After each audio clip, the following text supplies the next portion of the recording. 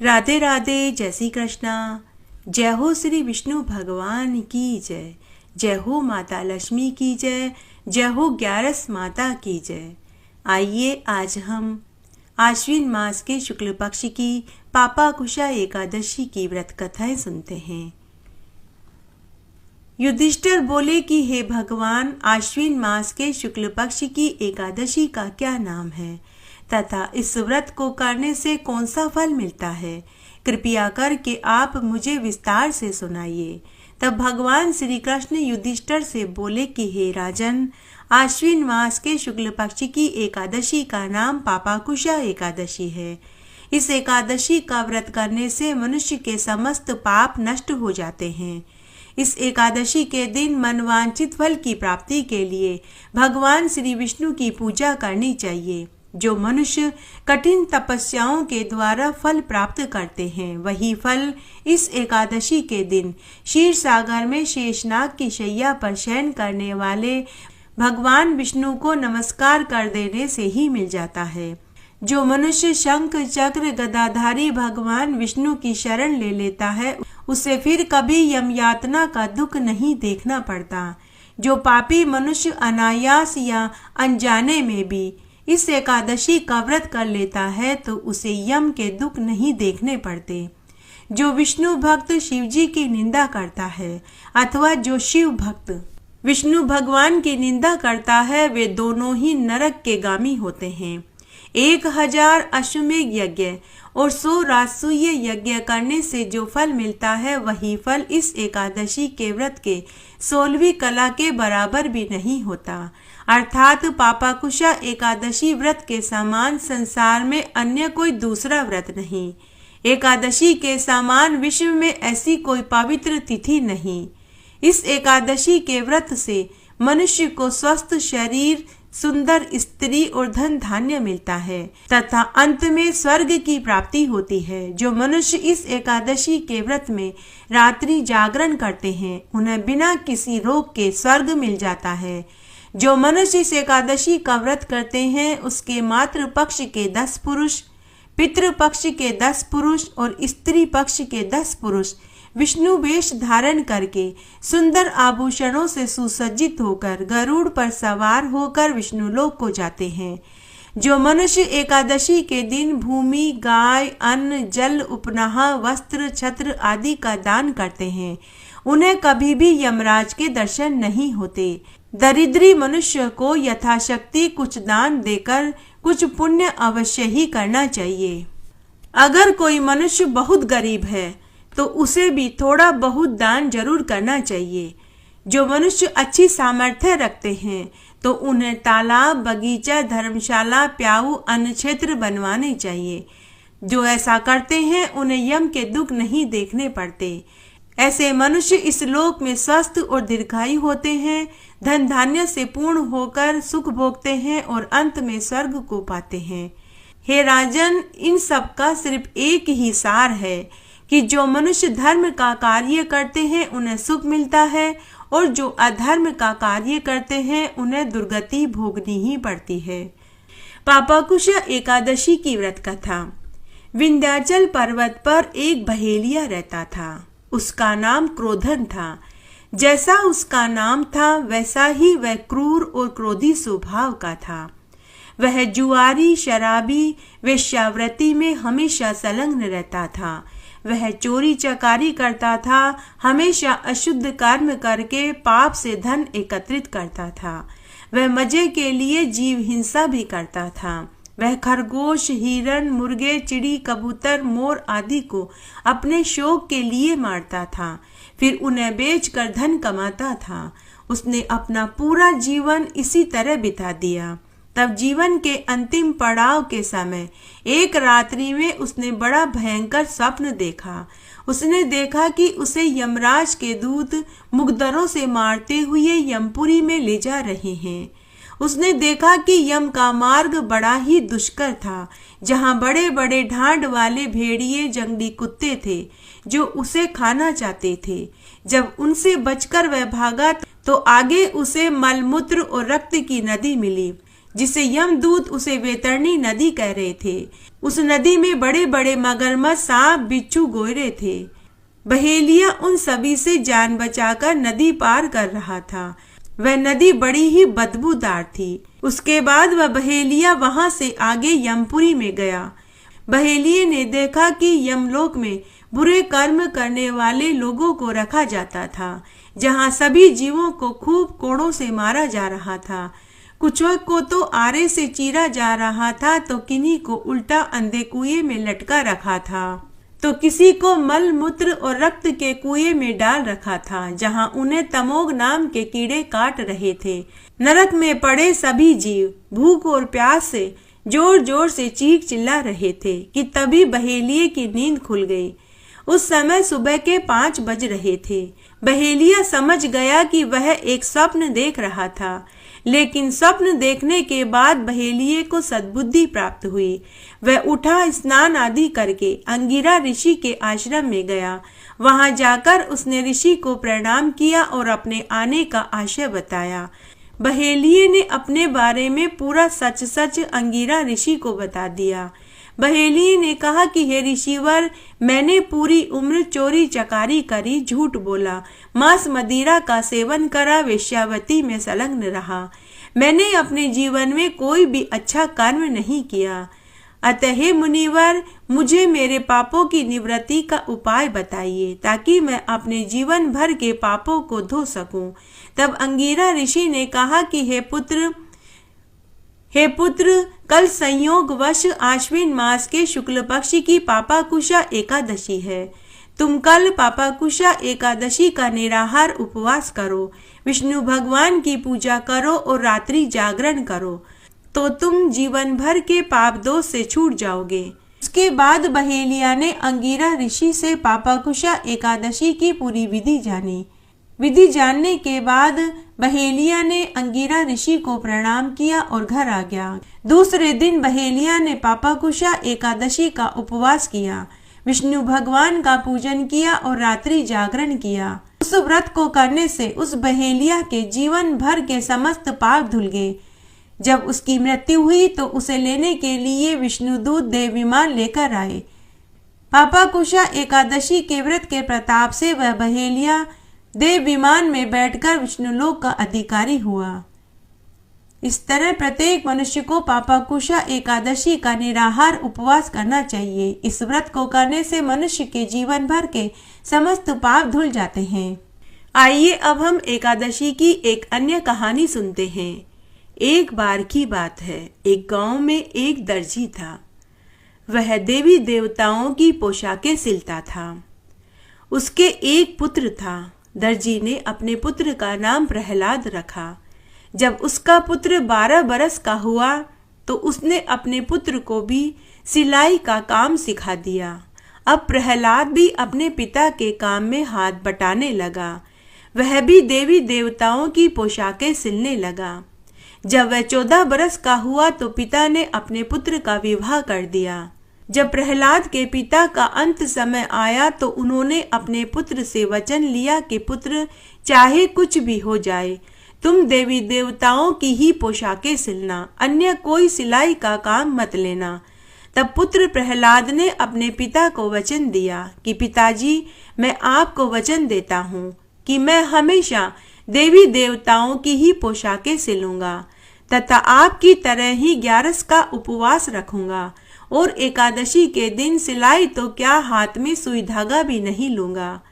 उसके कुछ दिन बाद प्रहलाद के पिता चल बसे। प्रहलाद अपने वचन का पक्का निकला।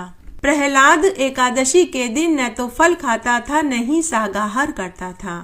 केवल गाय के दूध में तुलसी पत्ता डालकर पी लेता था और व्रत खोल लेता था। अगर किसी दिन उसकी पत्नी को गांव में गाय का दूध नहीं मिलता तो वह तुलसी चरणामृत पीकर व्रत खोल लेता था। इस तरह प्रहलाद 11 माता का पक्का भक्त हो गया। वह 11 व्रत में सिलाई का कोई काम भी नहीं करता था। उस दिन वह सुबह से शाम तक 11 माता की पूजा, सेवा, स्तुति में ही बिताता था। इस तरह कई बरस बीत गए। तब एक दिन 11 माता ने प्रहलाद की परीक्षा लेनी चाहिए। 11 माता ने एक बुढ़िया का रूप धरा और 11 के दिन प्रहलाद के पास पहुंच गई और बोली कि बेटा आज मेरा 11 का उपवास है। मैं आज 11 माता के लिए नई पोशाक बनवाना चाहती हूँ। क्या तुम आज के आज 11 माता की पोशाक मुझे सिल कर दे दोगे? तब प्रहलाद बोला कि अम्मा, आज मेरा भी 11 का उपवास है। मैं 11 के उपवास वाले दिन मशीन पर कपड़े नहीं सिलता। कपड़े तो क्या, मैं आज उपवास वाले दिन सुई में धागा तक नहीं पिरोता। ऐसा करो अम्मा, तुम कल आ जाना। तो बुढ़िया वेश में 11 माता दर्जी से बोली कि बेटा मैं तुम्हें पोशाक की 4 गुना सिलाई दे दूंगी, लेकिन तुम मुझे आज की आज ही पोशाक सिल कर दे दो। लेकिन दर्जी ने मना कर दिया। बुढ़िया रूप में 11 माता चली गई। थोड़ी देर बाद 11 माता बुढ़िया वेश में फिर से दर्जी के पास गई। इस बार 11 माता सोने के गहने की पोटली लेकर आई और बोली कि बेटा, यह गहने की पोटली ले लो और तुम मुझे 11 माता की पोशाक सिल कर दे दो। अगर तू मुझे आज एकादशी के दिन 11 माता की पोशाक सिल कर दे देगा तो मैं आज ही माता को पोशाक पहना दूंगी। बेटा, मेरी बहुत इच्छा है कि मैं आज ही एकादशी के दिन माता को नई पोशाक पहनाऊं। लेकिन दर्जी किसी भी तरह से पोशाक सिलने को राजी नहीं हुआ। उसने कहा कि अम्मा, मुझे धन का लालच नहीं है। अम्मा, मैंने अपने मरते हुए पिता को वचन दिया था कि मैं 11 व्रत में मशीन पर कपड़े नहीं सिलूंगा। अम्मा, तुम कल आ जाना। अम्मा, तुम मुझे माफ कर दो, लेकिन आज मैं पोशाक सिल कर नहीं दे पाऊंगा। अगर तुम्हें आज ही पोशाक सिलानी है तो तुम किसी अन्य दर्जी से सिलवा लो। ऐसा सुनकर 11 माता फिर से चली गई। उसके बाद प्रहलाद एकादशी का व्रत खोलने के लिए बैठा तो उसकी पत्नी ने कहा कि हे स्वामी, आज तो पूरे गांव में मुझे कहीं भी गाय का दूध नहीं मिला। अब आप क्या खाएंगे? तो दर्जी ने कहा कि भगवान चिंता क्यों करती है, तुलसी चरणामृत पीकर ही मैं व्रत खोल लूंगा। उसके बाद प्रहलाद ने तुलसी चरणामृत पीकर व्रत खोल लिया। थोड़ी देर के बाद संध्या हो गई। संध्या होने के बाद फिर से 11 माता दर्जी की परीक्षा लेने पहुंची और दर्जी से बोली कि बेटा, तूने तो प्रतिज्ञा दिन में कपड़े न सिलने की ली थी, लेकिन अब तो संध्या हो गई है। अब तो तुम मुझे पोशाक सिल कर दे सकते हो। लेकिन दर्जी ने फिर से इनकार कर दिया। दर्जी ने कहा कि अम्मा, मुझे बार बार मना करने में शर्म आ रही है। अम्मा, ऐसा करो, तुम कल आना। कल मैं तुम्हें पोशाक सिल कर जरूर दे दूंगा। उसके बाद 11 माता फिर से चली गई। के बाद रात्रि में दर्जी सो गया। रात्रि में 12 बजे बाद फिर से 11 माता दर्जी की परीक्षा लेने पहुंच गई और दर्जी के घर का दरवाजा खटखटाने लगी। दर्जी की पत्नी ने सुना तो वह अपने पति से बोली कि हे स्वामी, इतनी रात को हमारे घर का दरवाजा कौन खटखटा रहा है? मुझे गहरी नींद आ रही है। अब आप ही जाकर देखिए कि हमारा दरवाजा कौन खटखटा रहा है। तब दर्जी उठा, लालटेन जलाई तो घर का दरवाजा खोलकर देखा तो वही बुढ़िया बैठी हुई थी। बुढ़िया माई ने कहा कि बेटा, अब तो रात के 12 बज चुके हैं, दूसरा दिन हो गया है। क्या अब तुम मुझे 11 माता की पोशाक सिल कर दे दोगे? तो दर्जी मुस्कुराते हुए बोला कि आओ अम्मा, भीतर आओ। लगता है आप 11 माता की पक्की भक्त हैं। फिर दर्जी बोला कि लाओ अम्मा, कपड़ा दो और बताओ कि किस नाप की पोशाक सिलनी है। तुम्हारी 11 माता की मूर्ति कितनी बड़ी है, किस नाप से पोशाक सिलूं? कि तभी दर्जी की बड़ी बेटी आंखें मलते हुए पानी पीने के लिए कमरे से बाहर आई। बुढ़िया वेश में 11 माता बोली कि बेटा, क्या यह तुम्हारी बेटी है? दर्जी ने हामी भरी तो बुढ़िया वेश में 11 माता बोली कि बेटा, मेरी मूर्ति भी तुम्हारी बेटी जितनी होगी। तुम तुम्हारी बेटी के नाप की पोशाक सिल दो। तब दर्जी अपनी बेटी के नाप की पोशाक सिलने लगा तो उसने देखा कि बुढ़िया माई अभी भी वहीं खड़ी थी। तो दर्जी बोला कि अम्मा, आप कब तक ऐसे खड़ी रहोगी, या तो आप घर चली जाओ, 3 घंटे बाद आकर पोशाक ले जाना। बुढ़िया रूप में एकादशी माता दर्जी से बोली कि नहीं बेटा, अब तो मैं पोशाक लेकर ही घर जाऊंगी। तो दर्जी बोला कि ठीक है अम्मा, तुम इस चौकी पर बैठ जाओ। बुढ़िया रूप में 11 माता चौकी पर बैठ गई। दर्जी पोशाक सिलने लगा। लहंगा, चोली, ओढ़नी सिलकर गोटा लगाने लगा। तब तक सुबह के 4 बज चुके थे। पोशाक सिलकर, प्रेस करके, समेट कर दर्जी बुढ़िया के पास आया। उस समय बुढ़िया रूपी 11 माता ने आंखें बंद कर रखी थी। शास्त्रों में वर्णित है कि रोज सुबह 4 से 5 बजे तक आकाश से अमृत वर्षा होती है। तो उसी समय इस घड़ी में 11 माता रूपी बुढ़िया माई के शरीर से एक तेज निकल रहा था।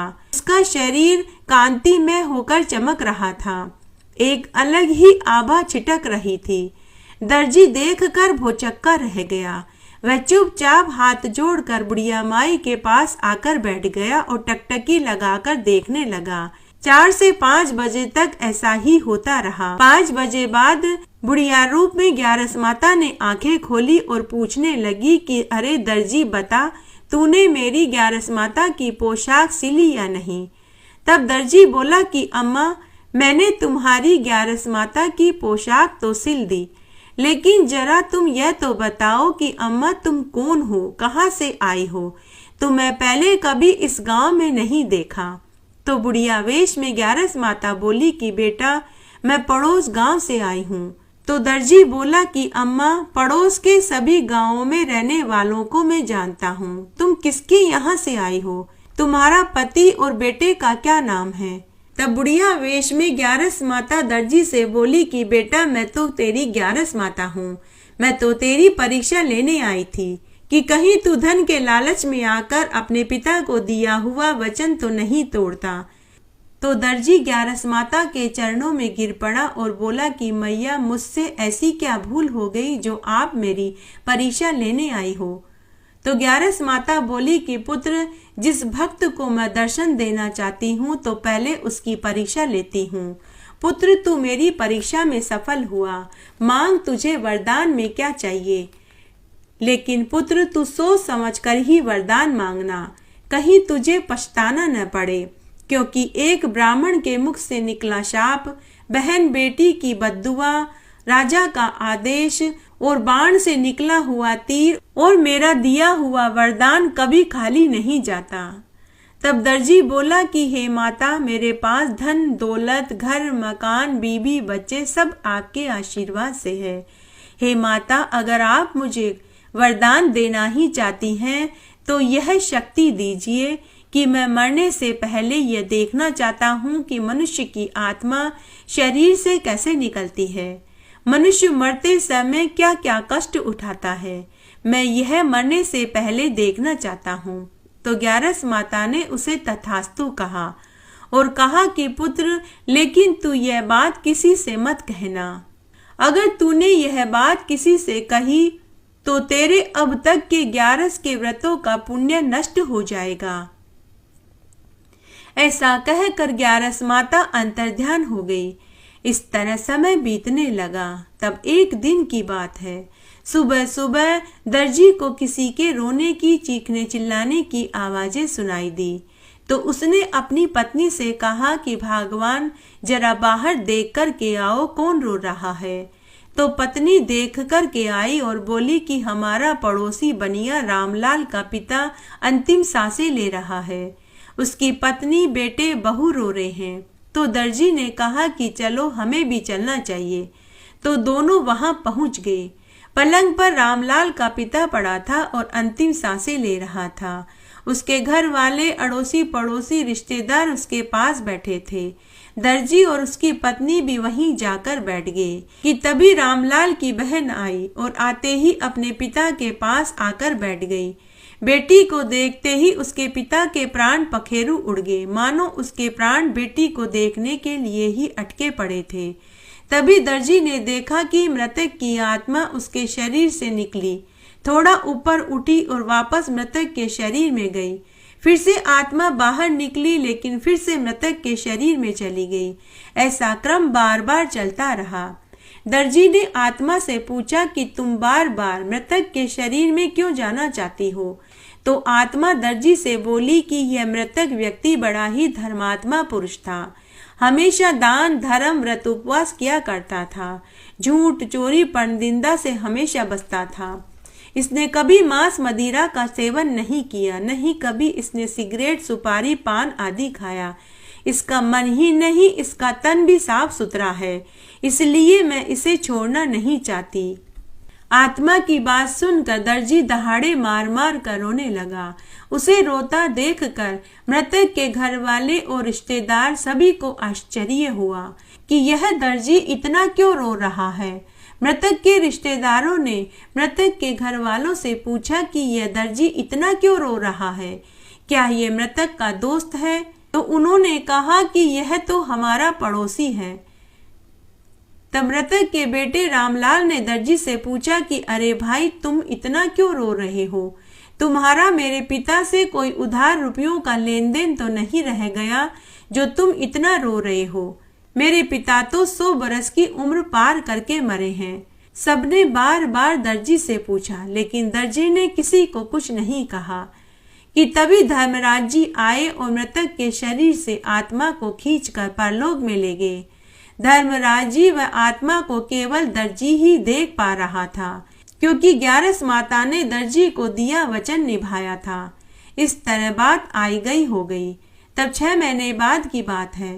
दर्जी की पत्नी का पिता चल बसा, तो दर्जी अपनी पत्नी और बच्चों को लेकर पत्नी के मायके में पहुंचा। वहां दर्जी के साले और उसकी पत्नियां आपस में कह रहे थे कि यह बुड्ढा तो बड़ा ही पापी और दुष्ट था, कई सालों से बिस्तर पर पड़ा है। हम सब तो इसकी सेवा पानी करते करते ही थक गए, अच्छा हुआ मर गया।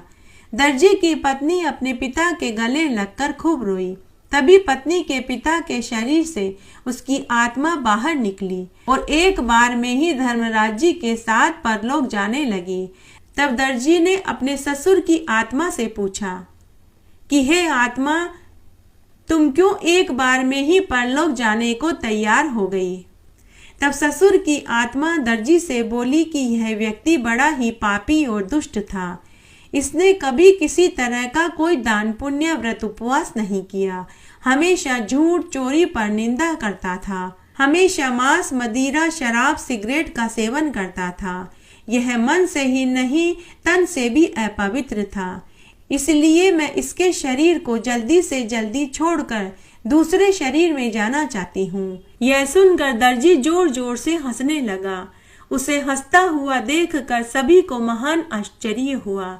दर्जी की पत्नी अपने पति के पास आई और पूछने लगी कि यहाँ तो मेरा बाप मरा है और आप जोर जोर से हंस रहे हो, जबकि हमारे पड़ोसी का बाप मरा था तो आप दहाड़े मार मार कर रोए थे।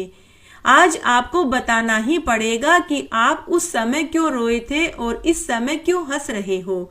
दर्जी ने कहा कि भगवान, कोई बहुत बड़ी बात नहीं है। अभी तेरे पिता के अंतिम संस्कार की तैयारियां चल रही है, बाद में बता दूंगा। उसके बाद पिता का अंतिम संस्कार भी हो गया। दर्जी की पत्नी फिर अपने पति के पास आई और पूछने लगी, तो दर्जी ने कहा कि तेरे पिता के 12 दिन करके जब हम घर जाएंगे तब बता दूंगा। अभी यहाँ बहुत से रिश्तेदार हैं, लोग क्या कहेंगे। इस तरह 12 दिन भी पूरे हो गए। दर्जी अपनी पत्नी और बच्चों को लेकर घर आया। घर में घुसते ही पत्नी ने कहा कि अब बताइए, अगर आज आपने नहीं बताया तो आप मेरा मरा मुंह देखेंगे। दर्जी ने मन ही मन सोचा कि अगर मेरी पत्नी मर गई तो मेरे बच्चों का क्या होगा। इससे तो अच्छा है कि मैं इसे सच्चाई बताकर खुद ही मर जाऊं। तब दर्जी ने 11 माता के द्वारा दिया हुआ वरदान वाली पूरी बात बता दी और पड़ोसी रामलाल के पिता के मरने पर रोने और अपने ससुर के मरने पर हंसने वाली बात भी बता दी। बात पूरी होते ही दर्जी अचेत होकर गिर पड़ा। दर्जी की पत्नी जोर जोर से रोने लगी और बोली कि हे 11 माता, मुझे माफ कर दो, मेरे पति को जीवित कर दो। अगर मेरे पति को उसके 11 के व्रतों का फल नहीं मिलेगा तो यह जीवित नहीं रह पाएंगे। हे 11 माता, अगर मेरे पति को कुछ हो गया तो मैं भी अपने बच्चों के साथ कुएं में कूद कर के जान दे दूंगी। तभी वहां आकाशवाणी हुई। 11 माता ने कहा कि पुत्री, तेरा पति जीवित है, साथ ही इसके 11 के व्रतों का पुण्य भी अमर है, वह कभी नष्ट न होने वाला है। मैंने तो इसकी परीक्षा ली थी। यह 11 व्रत के फल के क्षीण होने वाली बात को सुनकर ही बेहोश हुआ है। हे पुत्री, तेरा पति सच्चे हृदय का है, इसने तुझसे भी नहीं छिपाया। इसने 11 व्रत के फल के क्षीण होने वाली बात को जानकर भी तुझे पूरी सच्चाई बता दी कि तभी दर्जी उठकर बैठ गया। 11 माता ने जाते जाते उसके घर को ठोकर मार दी, जिससे उसका घर अन्न धन के भंडार से भर गया। उसके बाद जब दोबारा एकादशी तिथि आई तो दर्जी के साथ उसकी पत्नी ने भी 11 माता का उपवास रखा। हे 11 माता, जैसे आपने दर्जी को 11 के व्रत का फल दिया, वैसे हमें भी देना। कहानी कहने वाले को, सुनने वाले को और हुकारा भरने वाले को। घटती हो तो पूरी हो, पूरी हो तो परवान चढ़े, बोले बिसरे नाम तेरे भंडार में भरे।